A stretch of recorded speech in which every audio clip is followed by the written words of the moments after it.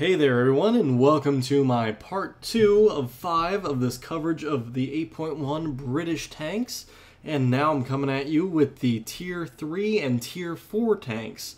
There are 3 tanks in both of those tiers, so I'll have a total of 6 in this video. So let's go ahead and dive into the first one. We're going to go ahead and cover the A10 Cruiser Mark II. This tank finally has some armor, albeit just a little.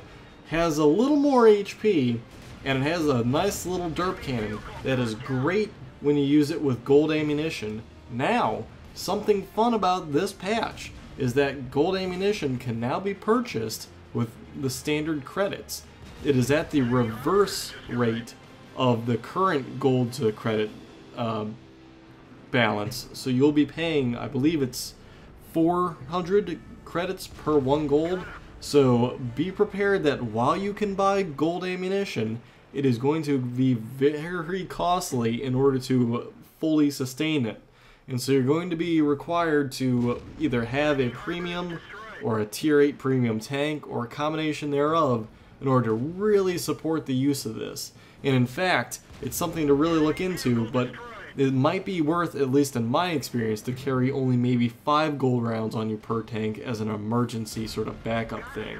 I can get into a whole debate as to why gold rounds are not necessarily as big and bad and end-all be-all as you might think they are, but that's saved for a different point in time.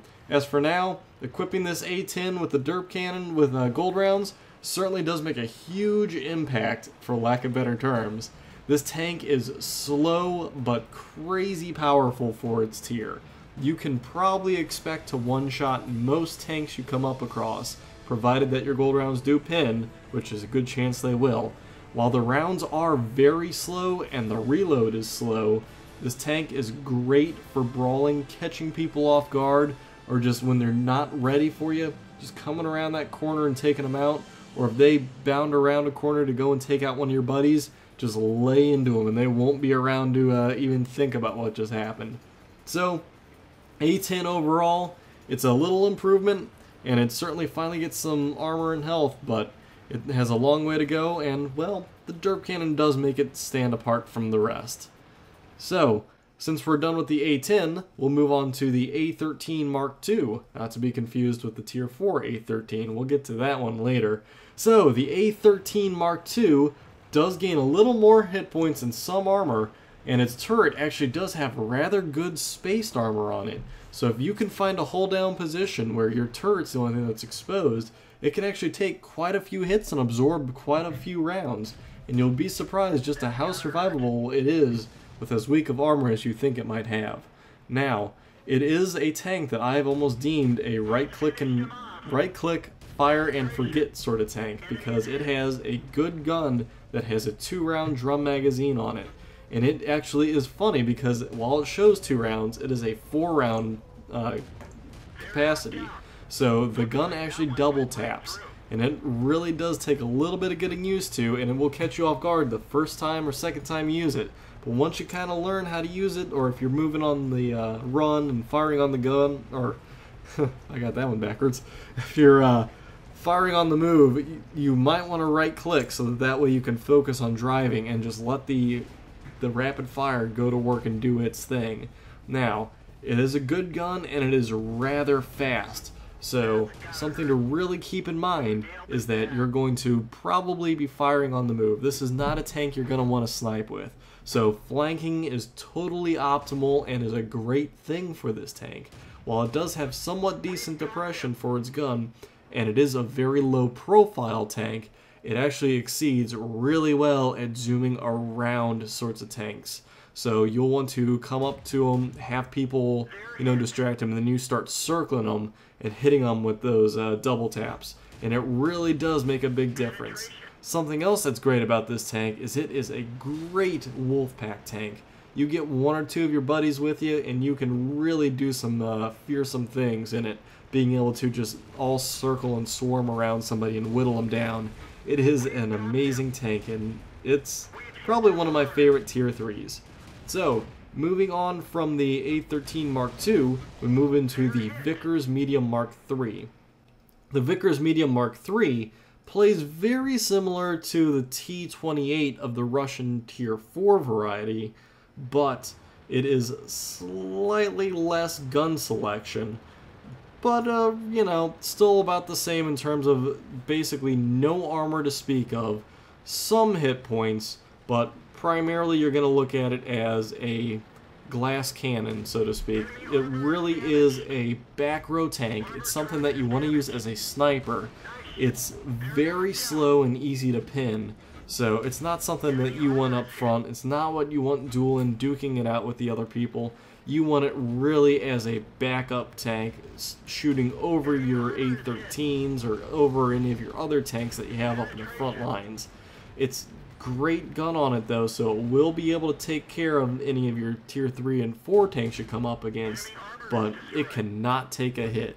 I mean, if you're even a Tier 1 with a machine gun will go right through it and tear it apart, which actually it's a whole nother thing about how the machine guns are going to be pretty hilarious, because most of these British tanks cannot stop those penetrating rounds. But yeah, so the Vickers Mark III, totally a background sniper tank, not a brawler by any means, and not even a mid-group tank. It is definitely your back, firing over everybody else, sitting in the bush tank.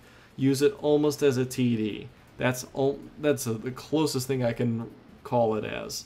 So that covers all the Tier 3s. Now we move into the Tier 4s here, and that one actually is the first of our Tier 4s, is the other A13 that I mentioned, the A13 Coven Ater. This thing has turret armor, but not so much in the way of hull armor. So again, this is one of those where it's a little bit lower to the ground, and getting a decent depression is really going to make a difference. While it does have good gun depression, and it does have a derp, which loads extremely fast.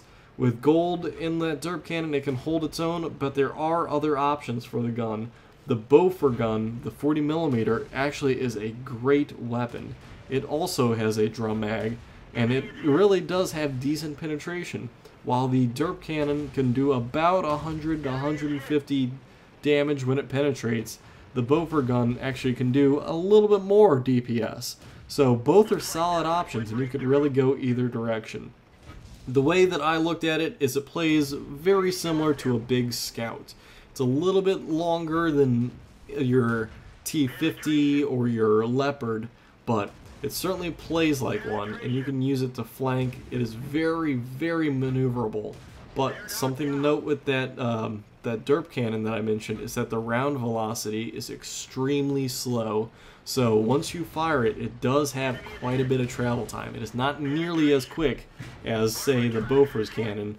So it's something you need to be aware of, because otherwise that thing's just going to take a little too long if you're not ready to lead for it, or if you're shooting extremely long range, they're almost going to have to be holding still. Otherwise, it's going to be difficult to hit them.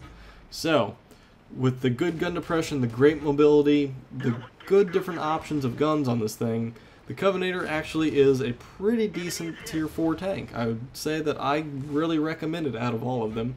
Now, we go from the A13 to the Valentine. The Valentine actually gets a real gun here. It finally gets a 75mm, which is the same gun that the Sherman has. So it's going to be featuring the American gun on it, which is great, but it does have a pretty long reload time. So that's something that you'll need to be aware of when you're getting into fights, is that it's going to sit there reloading for quite a while, and other Tier 4s will be able to take advantage of that and flank you. The thing does have great armor, though, for its tier. The other thing is that it also, not only does the 75mm get featured as the highest option of guns you can choose for it, it does have quite a few other great options you can go with.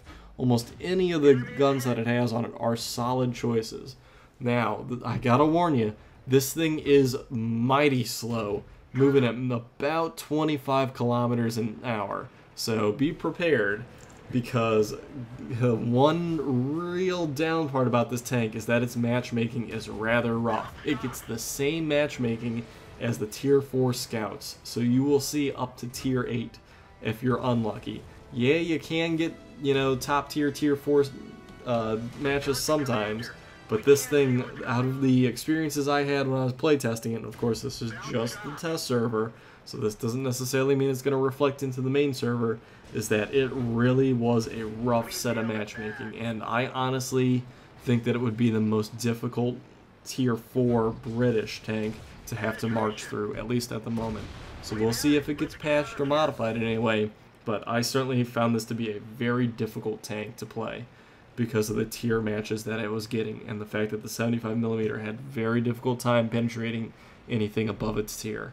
So that leaves us with our last tank in the tier 4 group, the Matilda. So it does have the most armor in the Brit tier 4 grouping. Sorry about that. But it does have a very small selection of guns, and there is one that has no HE. That's the one I actually recommended using. It is a slow tank that struggles going up hills, but it is a fast-firing tank and has a pretty decent ability to absorb rounds and go toe-to-toe slugging out with other tanks. It actually does not have much in the way of gun depression. So using the, I think it is a 6-pounder, sadly I don't have the information in front of me right now, but the 6-pounder is the way to go. It has the one with the Johnny adapter is what it's called, the little front end, or the little expansion tube in the middle of the gun barrel that actually ended up creating more velocity for the rounds as they exited. So a little bit of history. I could be wrong on that, but I'm about 90% sure. So look that up. Anywho, the Matilda actually does seem to be one of my favorite tier 4s, probably tying with the A13, but far better than the Valentine. I would probably go with this one if I'm going to go into the Churchill, because the Valentine seems to be like a very difficult struggle and quite a grind to get up there. So my recommendation would be the Matilda if you want to go for the Churchill. You could have different experiences and it could just be the test server, but that's the one I recommend. So the Matilda though, the gun selections might have been small on it, but all of them are pretty decent and about equal. And once you can get past the slow speed of it and the struggling up the hills, this tank's actually really nice and can do quite a bit of damage. So I hope you guys have enjoyed my look here at the tier 3 and 4 tanks for the British, and that I hope you guys are ready for the tier 5 and 6 in the next episode. So thanks for tuning in, and I'll catch you guys in episode number 3 of my look at 8.1 in the British tanks.